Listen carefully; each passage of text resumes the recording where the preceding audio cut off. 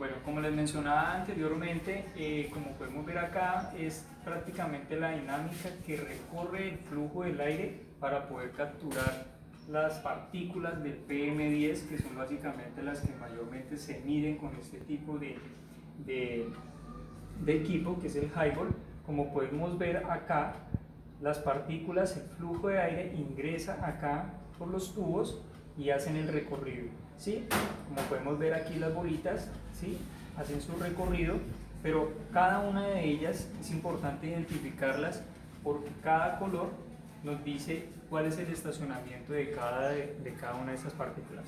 Como podemos ver, la pelotica naranja es la partícula que alcanza a penetrar los tubos por donde ingresa el aire, y esas son las partículas que quedan sedimentadas como tal en el filtro, que es la partícula del PM10. Las partículas verdes, la pelotica verde, me está queriendo decir que el flujo del aire, es decir, las partículas de mayor de 10 micras, me quedan atrapadas acá, como pueden ver ahí en la imagen, ¿sí?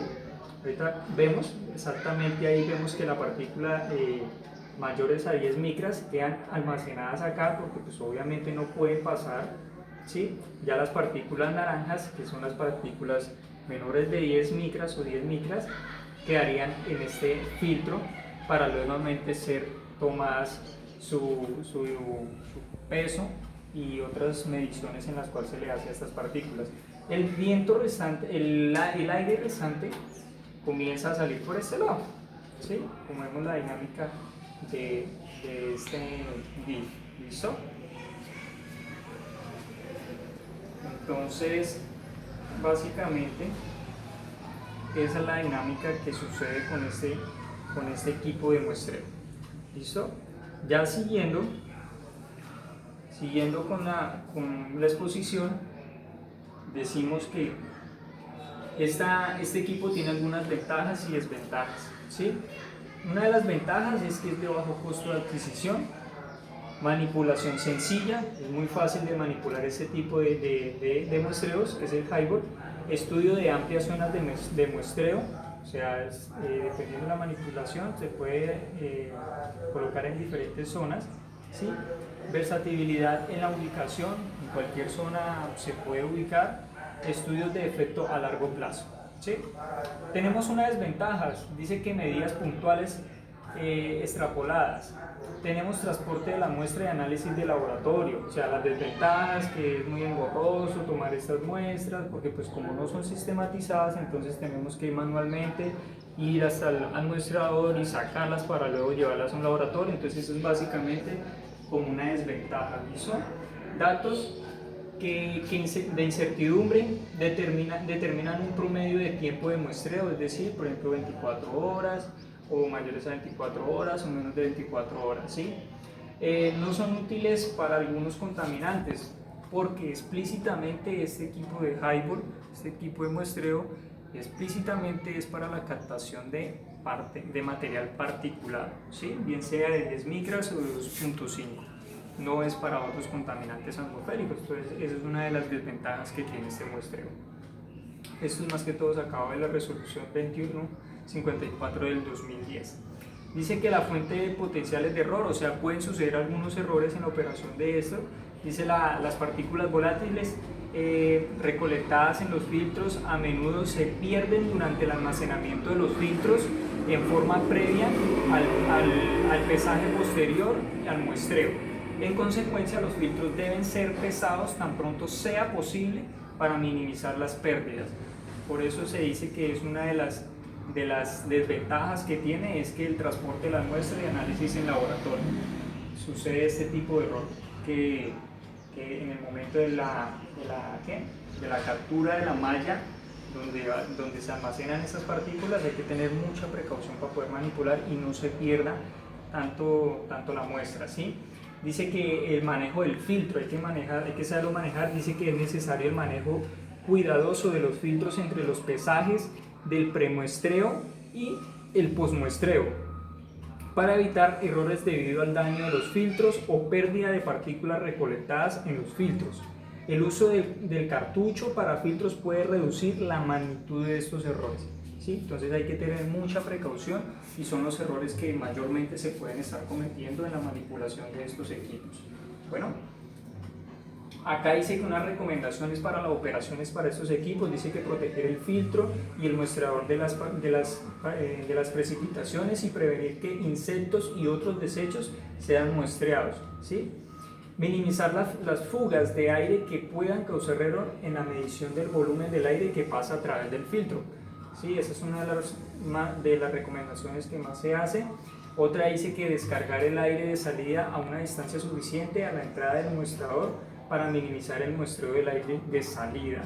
Y una última recomendación dice que minimizar la recolección de polvo de la superficie del soporte, ¿sí? Que es la parte del cabezote y toda esa cuestión. Hay que tener mucho cuidado con eso. Aquí tenemos una lista de 15 procedimientos para hacer efectivamente ese muestreo. Dice que la primera, se inspecciona cada filtro para determinar perforaciones, partículas y otras imperfecciones, ¿sí?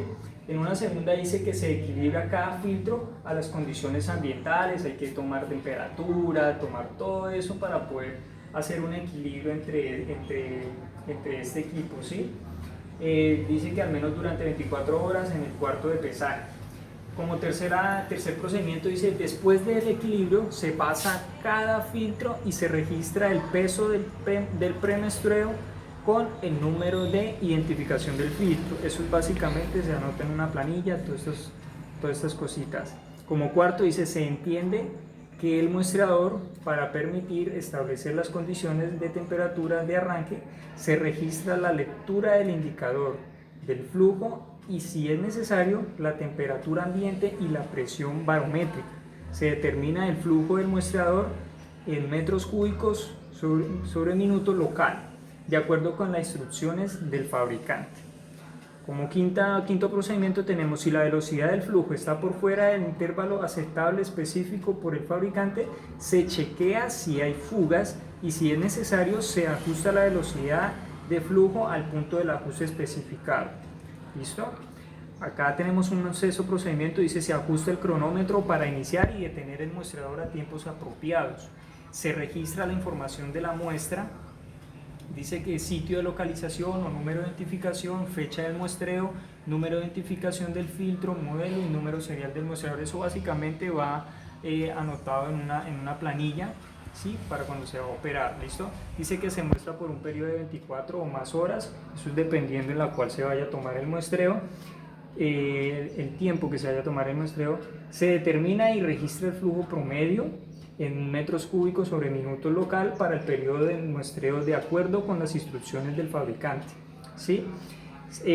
Una décima dice, se remueve cuidadosamente el filtro del muestrador siguiendo las instrucciones del fabricante. Se tocan solo los extremos del filtro. Eso es algo muy lógico que se debe hacer. Obviamente yo no debo alterar colocando una mano sobre el filtro, pues porque obviamente cuando yo vaya a retirar la mano, pues vamos a alterar lo que es el material que se encuentra en esa malla, ¿no?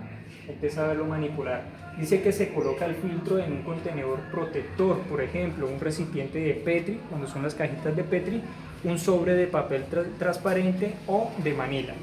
Dice que se registran factores tales como condiciones meteorológicas, actividades de construcción, incendios o tormentas de polvo, etcétera, que puedan ser pertinentes para la medición en el registro de información del filtro. Tenemos otra que dice que se transporta el filtro con la muestra expuesta a las condiciones ambientales del filtro tan pronto como sea posible para equilibrar y posteriormente pesar. Ya para finalizar, dice que se equilibra el filtro expuesto en las condiciones ambientales al menos durante 24 horas bajo las mismas condiciones de temperatura y humedad usadas para equilibrar el filtro en el premuestreo en el lugar destinado en el laboratorio ambiente para el pesaje. Y como último procedimiento dice que periodicidad del muestreo. Dice que según la legislación vigente del muestreo del PM10 debe ser revisado con una periodicidad de 3 días. Procedimiento para la determinación de la concentración de partículas suspendidas a menos de 10 micras en el aire ambiente por el método del PM10. Básicamente esa es la comparación de los resultados de todo este procedimiento, compararlo con la ley vigente para ver si es que cumple o no cumple con lo establecido. ¿Listo?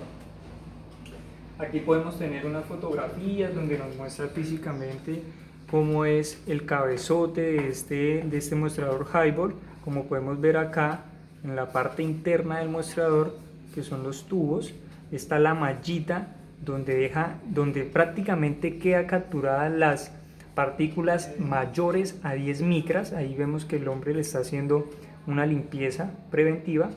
Aquí tenemos más abajito el filtro donde quedan capturadas todo el material particulado PM10, y aquí tenemos otra fotografía donde dice que la ubicación y tamaño de la malla filtrante de partículas de mayor tamaño.